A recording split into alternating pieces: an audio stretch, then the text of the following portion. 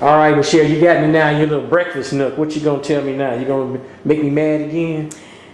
Probably so, but it's for your own good. Isn't that what your parents said when they were whipping you? Tell me the cold hard you. truth. All right. Now, all of this talk about looking at the ingredients, reading your labels, cutting out certain foods in your diet, why should you? You figure you're going to live and die anyway. Right. I understand that, but why are you going to take the express train to the grave? I don't think you have to do that.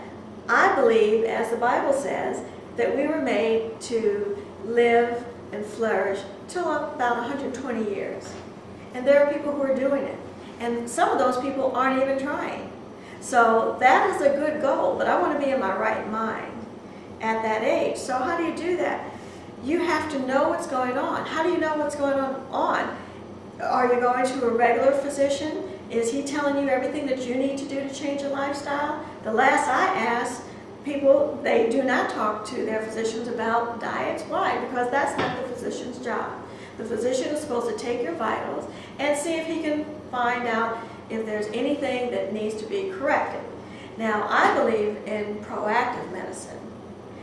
Why are you going to wait for something to be wrong? Why don't you set yourself up so that you can be healthy and you can take your walk toward wellness? And there's one sure way of doing that. What I provide, as a consultant, I can provide services that lead you to certain labs. Like, again, I'm supposed to take my blood work today, and I will still take it, but you have to fast 10 to 12 hours. And what's going to happen is eventually I'm going to get a measure of what all of my nutrient levels are in my body. So I'm going to find out about my vitamin A, my vitamin B, my vitamin D, my vitamin C, all of that inside my body. I'm going to find out how my enzymes are working, how my digestive juices are working. I'm going to find out what it is that I need to do for my hormones. After you get past a certain age, you're going to be going through changes. So I need to know what it is that I can do better for myself. And I don't have all the answers until I get my test results as to what I can do. So people can tell you, oh yeah, you need this and you need that. Well, I'm not in that market to guess. I'm in the market to be as exact as I can. I work with physicians that are holistic MDs. I work with nutritionists. I work with the whole gamut, but more on the holistic side. Let me chime in. I know you are a you don't like to say nutritionist, wellness coach. Okay, because I'm the kind of person, I'm going on the computer. I'm going to do a lot of research. Yes. I'm going to go to the health food store and get some supplements. Right. I don't need you, do I? I mean, or somebody. I'm not saying say you. You know, what I'm saying is that why go to a wellness expert when you can do it yourself? What's the advantage? Okay, I mean, come on. well, I don't need an expert. Said that. Yeah. You know, I sometimes. Without selling your services, keep going. I sometimes like to compare, and this may be unfair, but right. You'll understand, our bodies to a car. You take your car in for servicing, don't you? Now, some people wait until the car, yeah. You know, and it's screeching and squealing and everything, right? Some people wait. But other people do go on timely checkups for the car. However, if you don't go on those timely checkups, you're going to pay the price later. Well, our bodies are the same way. We need to be hooked up to machines, literally, to diagnose what is going on as far as levels. What do they take? Our pulse. Okay, they take how our blood pressure, all of those things. But those are just very basics. We want to go deeper inside this engine and see why is the oil burning as fast as it is. Or why is it not being? I got to ask you. I mean, a lot of clients you see. Do you have more men than women? More women right now, yeah. But men are starting to come around. I say that because, you know, we men are, especially African Americans. You have, you know, Heavy D, Luther Vandross, Michael Jackson. The list though goes on and on of African American men who pass away in their early 50s. But what are they passing away from mostly? I don't know. You do know. What? It's below your belt. What? You tell me. Prostate cancer. Oh, I didn't know that. Yes. I Number didn't- one.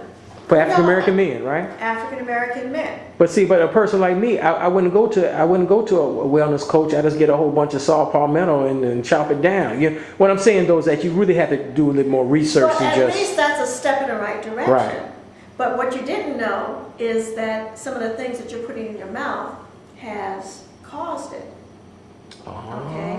And here we go again. What about hormones? Okay. Estrogen is an enemy to prostate cancer. What? Estrogen? Okay, we gotta come back. We're gonna next time I interview you, we're gonna talk about that. I mean, we're gonna get deep. That's a serious thing because I have a buddy that is championing the cause, and I think he would steal the show, so I don't know if I'll have him on, but Yeah, okay, but this is serious. I mean, we're serious, and like you said, people, you know, I mean, organizations. You speak to organizations, you go to churches, you help people, don't you? Yes, yes. But you know what? The unfortunate thing is that the men, they may start feeling the urination change, but it's not until their sexual activity decreases. Right. That now, something must be wrong. Wow. By that time, it's almost too late. Now, in my world, it's never too late, but in the medical world, once you've gone down that path, you're looking at biopsies, and I'll tell you straight. We know about biopsies. Well, Yeah. what do you know about Well, biopsies? biopsy can spread the cancer. You have to be careful. Okay, you said it. So at Yeah, least I you said it. Well, so I was they won't told. beat me up. Right, I was told biopsies can But spread the cancer. That is It my releases belief it to the structure. bloodstream. That's my belief structure Yeah. based upon research. Yeah, okay. I'm not a doctor. I'm a talk show host, but that's And what I'm I not, said. am I saying never to have a biopsy? No, No, I'm not no. saying that. And not to, we should go to our doctors. We should always. But- That's why I'm going to have my test. Okay, and that's But- why hopefully you'll be back. Yeah, and but- you'll be able to discuss my test Right. results because Okay. I want to expose what I'm all about, not just by what I talk about, but what's inside here, so I can help you all understand it. Michele Banks, let me just in the conversation like I said off camera before we got started. It's about habits.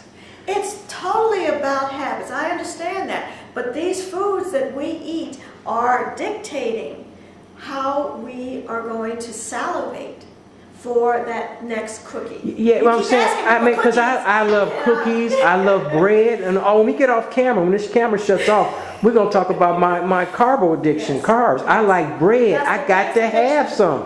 Look, I lost my mother to diabetes. She was in a diabetic coma for months. How old was she?